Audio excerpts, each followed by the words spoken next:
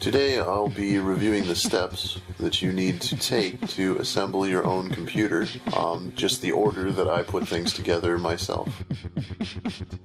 Once the components for your build are acquired, I like to put the CPU, RAM, and motherboard together outside of the computer to test it first. Everything can be assembled after that. Keeping those parts tested outside of the rig is important to save you time having to troubleshoot that from inside of the case. I like to strip down the panels, the front bezel. I like to insert the motherboard standoffs and put the case on its side to mount the power supply and the motherboard.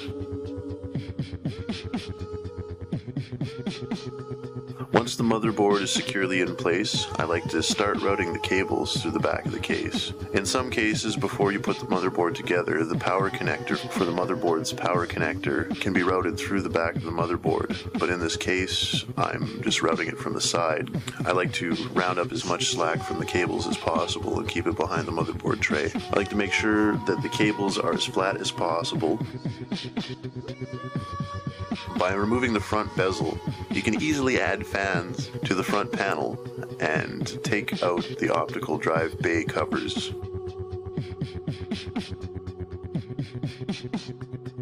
The optical bays can then be slid through the front bezel into the front of the case.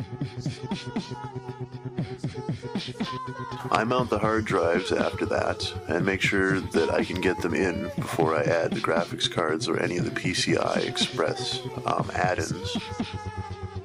After that, I route the rest of the Molex or SATA power cables to the drives.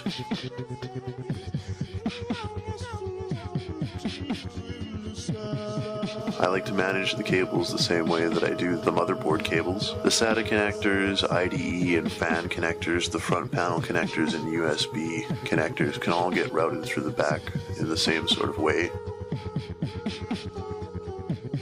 These cables can be tied down to other cables that are already routed through the back. When I'm happy with all the routing for the cables, I like to close up the side panel and fasten it tightly. You can put one hand firmly in the center of the door panel as you slide it into place to make sure that it locks into place securely. I like to put the screws in next. I like to add the graphics card last because it may interfere with SATA cable connectors for the motherboard, or the position of the hard drive might need to be moved the hard drive cage. It's basically one of the hardest parts to move in and take out depending on how big it is. Before you put the side panel on, you can route your PCI Express cables before you secure the side panel. In this case, I didn't need a PCI Express cable, but remember to route those cables before you put the back panel on in other cases. I connect the peripherals to the outside of the computer at this point, whether or not it has a Wi-Fi antenna. Like in this case, there's a Wi-Fi antenna. Make sure everything else is securely applied to the case. All the peripherals are connected. When I'm happy with the way things look, I close up the case. All you have to do at that point is configure the BIOS and install an operating system, and your computer should be up and running perfectly.